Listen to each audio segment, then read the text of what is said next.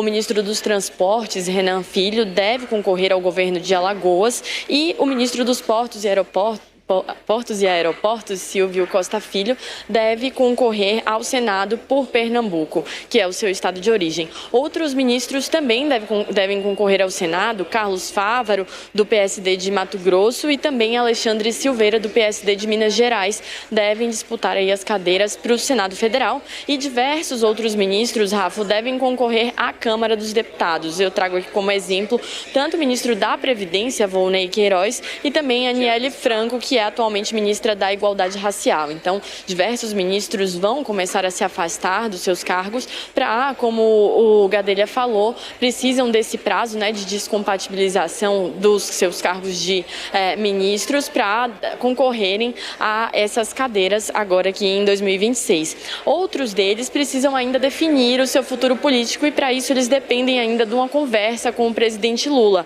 Por exemplo, a ministra do Planejamento e Orçamento, Simone Tebet, tem tido seu nome ventilado, por exemplo, para o governo de São Paulo ou também para o Senado de Mato Grosso do Sul, que é o seu estado de origem, mas isso ainda depende de uma conversa, de um acerto com o presidente Lula, assim como a ministra do Meio Ambiente, Marina Silva, que tem tido também seu nome ventilado para o Senado de São Paulo, mas isso depende também dessa conversa com o presidente e também de outras questões, no caso dela, por exemplo, uma possível troca de partido.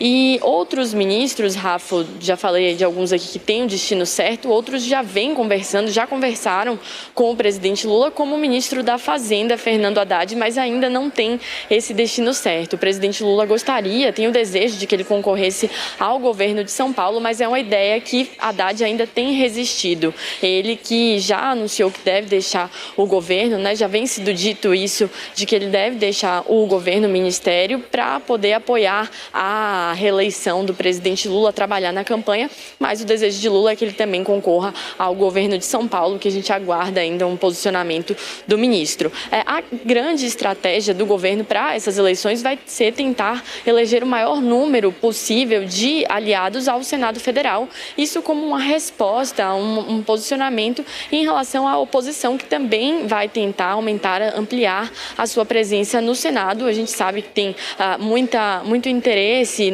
estratégico no Senado Federal, porque os senadores eles têm o direito de apresentar, por exemplo, pedidos de apresentar e votar pedidos de impeachment de ministros do STF. Então, o governo federal pretende marcar essa posição, mas lembrando que lá em dezembro de 2025, do finalzinho do ano passado, na reunião ministerial, o presidente Lula pediu para os seus ministros ganharem os cargos que eles vão disputar. Então, a gente vai ver também aí um posicionamento pragmático, estratégico, para que eles consigam eleger o maior número de aliados nos locais em que eles se candidatarem, seja para a Câmara dos Deputados, para o Senado Federal ou até para os governos estaduais. Lembrando que os ministros têm até abril deste ano para anunciarem as suas saídas dos ministérios para que eles possam concorrer a esses cargos. Eu volto com você.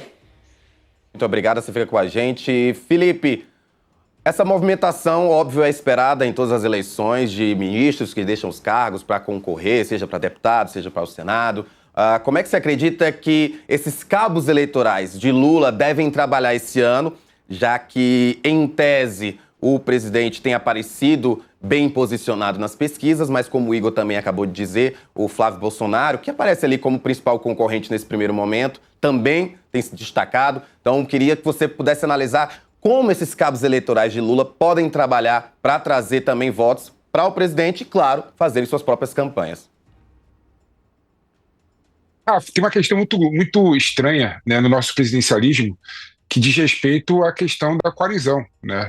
A questão de como vai se comportar, né, o Centrão. A gente sabe que o Centrão, né, que grande parte desses 20 ministros aí que vão sair do governo Lula para disputar as eleições são políticos e ministros representando o Centrão, União Brasil, PP, republicanos.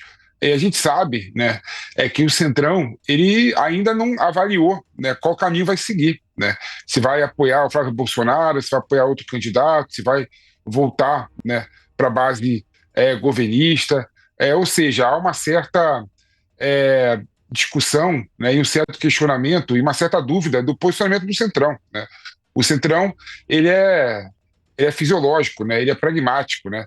E aí ele ainda não decidiu que lado vai. Claro que quando você vê que o Lula tem grandes chances, né, de ser reeleito, né, a tendência do Centrão, obviamente, é abraçar a candidatura do Lula, né?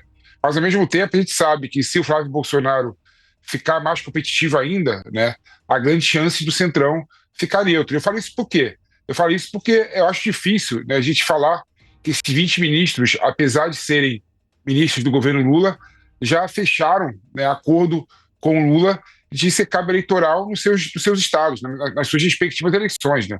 Não está claro isso ainda em relação a esses ministros, porque não está claro ainda o posicionamento do Centrão, né?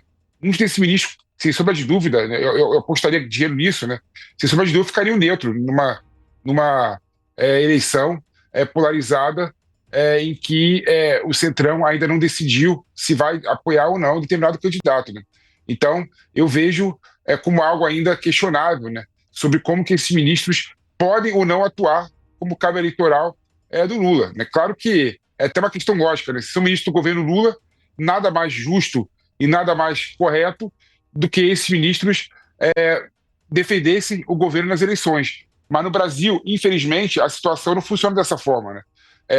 O Centrão e os políticos são fisiológicos, são pragmáticos, então na minha opinião, é muito nebuloso ainda como esses ministros vão atuar em relação ao processo eleitoral, né? E cada vez mais próximo das eleições, né, a tendência, no meu modo de ver, caso seja polarizada as eleições, é o Centrão ficar neutro, né? Ficar meio que aguardando quem vai ganhar as eleições para poder formar a base do governo, seja qual governo for.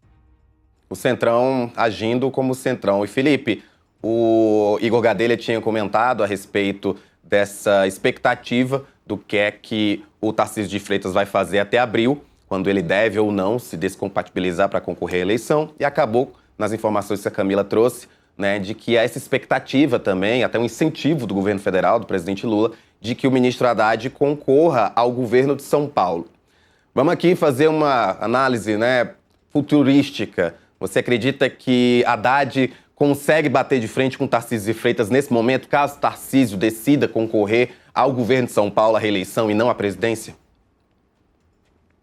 Esse é o grande ponto, né? Como que vai se portar o Haddad, né, se vai disputar a eleição ou não, em 2026. Tem gente falando que ele deveria disputar o Senado Federal, que é uma eleição muito mais tranquila, né, do que a eleição para bater de frente com o Tarcísio de Freitas, que tem praticamente garantida a sua reeleição em São Paulo. E para o Haddad é muito ruim, né? Disputar uma eleição perdida, porque ele perdeu as últimas 3 eleições que ele disputou. Né? É bom lembrar isso, né? Perdeu a eleição para a reeleição para prefeito de São Paulo, perdeu a eleição para governo do estado de São Paulo, ou seja, é uma pessoa que... E para a presidência da República, né? É bom lembrar que foi o indicado do Lula para bater de frente com o Bolsonaro em 2018, né? Ou seja, o histórico eleitoral do Haddad, né, de fracasso, teoricamente não coloca ele numa situação confortável de perder umas eleições novamente o Tarcísio de Freitas para o governo do estado de São Paulo, né? Então eu não imagino que o Haddad realmente vai esse caminho eleitoral. Talvez ele até saia para senador e aí ele teria, né, a possibilidade de ser eleito, porque são 2 vagas a serem disputadas e faz parte do jogo eleitoral e político do PT e do Lula formar uma maioria no Senado Federal, né? Até porque a gente sabe que esse também, sem sombra de dúvida, é o desenho feito pelo bolsonarismo e pela direita, né? Ter a maioria no Senado Federal para poder também, né, conseguir pautar e conseguir iniciar o processo de impeachment do ministro do Supremo Tribunal Federal, né? Essa estratégia da direita e também a estratégia da esquerda também ter maioria no Senado Federal, porque o Lula está tendo um problema muito grande de governabilidade em relação ao Congresso Nacional, né? Então eu vejo muito mais claro o Haddad disputar a eleição para o Senado do que disputar uma eleição já praticamente perdida para o governo do estado de São Paulo.